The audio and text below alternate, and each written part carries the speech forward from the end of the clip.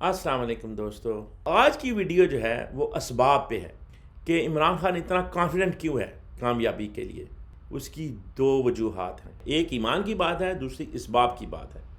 تو یہ آج ہم اسباب اور ان کا انالیسس کریں گے۔ قرآن میں اللہ کہتا ہے میں کبھی کسی قوم کی حالت نہیں بدلتا جب تک وہ قوم خود اپنی حالت بدلنے کی کوشش نہیں کرتی۔ پرافٹ صلی اللہ علیہ وسلم نے بھی خندق کھودی، پرافٹ صلی اللہ علیہ وسلم بھی غزوہ احد میں گئے، پرافٹ صلی اللہ علیہ وسلم نے صعوبتیں برداشت کیں، اتنی صعوبتیں کہ ہم سوچ بھی نہیں سکتے۔ 13 سال کی مکی زندگی میں صرف 40 لوگ مسلمان ہوئے تھے، اور آپ صلی اللہ علیہ وسلم کو جو شیب ابی طالب کی گھاٹی میں بند کیا گیا، آپ کا جو بائیکاٹ کیا گیا، آپ کے خاندان کا بائیکاٹ کیا گیا، اندازہ ہی نہیں ہے ہمیں، ہم پڑھتے ہی نہیں ہیں۔ یہ جو خان صاحب بار بار کہتا ہے نا سیرت النبی صلی اللہ علیہ وسلم کو پڑھا کریں، اور اس لیے القادر یونیورسٹی کھولی تھی کہ لوگ سیرت النبی کو پڑھیں۔ انفارچونیٹلی نہ تو ہم سیرت النبی کو پڑھتے ہیں نہ ہم قرآن کو پڑھتے ہیں۔ جیسے جیسے میں نے نبی صلی اللہ علیہ وسلم کی زندگی کو پڑھنا شروع کیا، سیرت نبی کو سمجھنا شروع کیا، تو یہ آہستہ آہستہ میرے بت ٹوٹتے گئے۔ تو اب دیکھیں دنیا کی جتنی بھی تاریخ ہے اس میں انقلاب جب بھی آئے ہیں، تبدیلی جب بھی آئی ہے، ایک تو انقلاب کا لفظ استعمال کرتے ہیں یعنی ریولوشن، اور ایک ہوتا ہے ایوولوشن یعنی چیزوں کا آہستہ آہستہ ایوالو ہونا، اور ریولوشن ہوتا ہے ابرپٹ چینج ہونا۔ آف کورس جب ابرپٹ چینج کوئی بھی ہوتی ہے تو اس میں ڈسٹربنس اور ڈسٹریکشن بہت زیادہ ہوتی ہے۔ تب آپ رسول اللہ کی زندگی کو کیا کہیں گے؟ وہ ریولوشن تھا یا ایوولوشن تھا؟ میرا یہ خیال ہے کہ اٹ واز اے مکسچر۔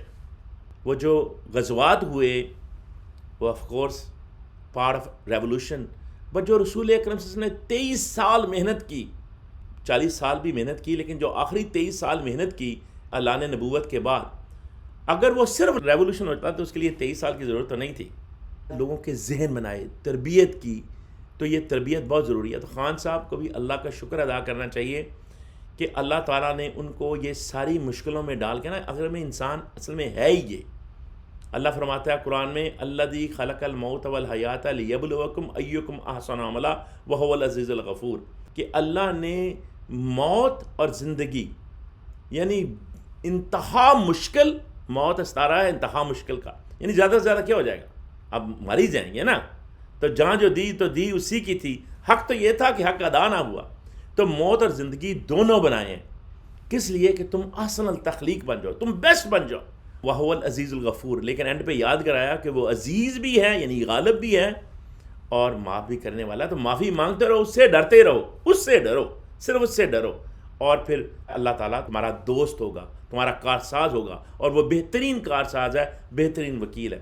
اور آپ سب بھی پڑھا کریں حسبی اللہ نعم الوکیل نعم المولا و نعم النصیر۔ تو اب یہ اسباب کی بات ہم کرتے ہیں کیونکہ یہ بھی سنت ہے رسول اکرم صلی اللہ علیہ وسلم کی۔ تو دیکھیے، ایک تو یہ ہے کہ اتنی قوم باہر آ جائے کہ اگر قوم ساری جڑ جائے اور باہر آ جائے نا تو آف کورس کوئی طاقت ٹک نہیں سکتی۔ عوام کی طاقت، اب 24 کروڑ کے عوام کی طاقت تو بہت بڑی کی طاقت ہے نا، اس میں سے اگر آدھے 1/4 یا 10% بھی نکل آئیں باہر تو آف کورس تھنگس چینج ہو جائیں گی۔ آج کے دور میں ہم رہ رہے ہیں تو اس دور میں بھی پاسبل نہیں تھا۔ اور دوسرا یہ جو خان صاحب کا ایک بڑا اچھا طریقہ ہے کہ ڈسٹربنس اور ڈسٹرکشن کم سے کم ہو اور ووٹ کے ذریعے تبدیلی آئے، اور اس کے لیے ضروری ہے کہ ووٹ میں خیانت نہ ہو، فیئر اوپن الیکشن ہو۔ اب وہ تو ہوتے نظر نہیں آ رہے، کسی بھی پرافٹ کی زندگی میں کمپلیٹ فیئرنس کہیں نہیں تھی۔ طاقت والا آخری دم تک اپنی طاقت آزماتا رہتا تھا۔ فرعون نے کیا وعدہ کیا تھا موسیٰ علیہ السلام سے کہ اگر تم ہرا دو گے میرے جادوگروں کو تو میں تمہیں لے جانے دوں گا قوم کو، تو لے جانے دیا تو پھر کیا ہوا؟ وہ بھی سب کو نہیں، لے جانے دیا تو پھر کیا ہوا؟ پھر ان کے پیچھے لگا ان کو مارنے کے لیے، تو اس نے توڑا نا کوننٹ اپنی۔ اسی طرح رسول اکرم صلی اللہ علیہ وسلم کے ساتھ بھی کوننٹ کیے لوگوں نے غزوہ خندق اور غزوہ احد میں، اور پرٹیکولرلی غزوہ خندق میں، تو وہ جو الائنسز تھے وہ بگڑ گئے، وہ مکر گئے، اور رسول اکرم صلی اللہ علیہ وسلم اکیلے رہ گئے۔ اور پھر اللہ نے جو سورہ احزاب ہے، جو خندق والی ساری سورہ ہے، اس میں اللہ نے سارا حال بیان کیا ہے، وہ پڑھ لیں آپ، اور اس کی تیسری آیت میں ہی فرمایا ہے کہ توکل کریں اللہ پہ، اللہ بہترین کارساز ہے۔ تو بات یہ ہوتی ہے کہ آپ کا کام ہے اسباب استعمال کرنا، لیکن آپ کا کام ہے توکل اللہ پہ رکھنا۔ تو میں یہ سمجھتا ہوں کہ ان سارے معاملات کے ساتھ بیکاز وہ مکروا مکر اللہ واللہ خیر الماکرین، یعنی ایک تدبیر وہ بناتے ہیں اور ایک اللہ بناتا ہے۔ خان صاحب کا ایمان ہے کہ آپ کامیاب ہونے والے ہیں اور خوف نہیں کریں اور خوف کا بت توڑ دیں، تو جیسے ہی آپ خوف کا بت توڑیں گے لیکن اسباب استعمال کریں، 8 فروری کو باہر نکلیں گے اور ووٹ بھی ڈالیں گے اور پھر آپ اپنے ووٹ کی پروٹیکشن بھی کریں گے، تو یہ اتنی تعداد میں آپ ہیں اور آپ کا ایمان ایسا ہے اور آپ کے لیڈر کا ایمان ایسا ہے کہ اللہ تبارک و تعالیٰ کبھی آپ کو ناراض اور کبھی آپ کو ناکام نہیں کرے گا۔ تو اس لیے اگر آپ کا ایمان پختہ رہا اور آپ جڑے رہے، عمران خان نے تو اپنا کام کر دیا ہے، اب یہ ہے کہ ہم کیا کریں گے۔ اور by the way honestly Imran Khan کے لیے وزیر اعظم بننا بہت چھوٹی بات ہے، وہ اس سے بڑا بندہ ہے، وہ شاید وزیر اعظم تو اس لیے بنے، he might become a prime minister for us to give us the recognition because Imran Khan is a brand۔ Imran Khan ایک ایسا برانڈ اور ایسا مورال بلڈ کرنے والا بندہ ہے کہ basically he can build the whole brand of not only Pakistan but Muslim امہ۔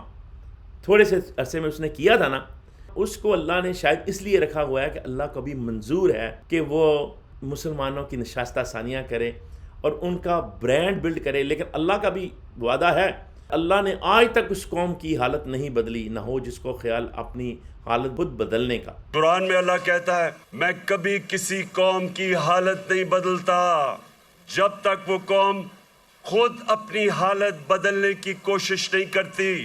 تو اگر آپ اپنی حالت بدلنے کے لیے کھڑے ہو گئے جیسے آپ کھڑے ہیں اور آپ کا ایمان پختہ رہا اور آپ جڑے رہے، تو یہ ریولوشن بھی ہوگا اور ایوولوشن بھی ہوگا اور انشاءاللہ آپ کامیاب ہوں گے اور ایسے کامیاب ہوں گے۔ Thank you for watching.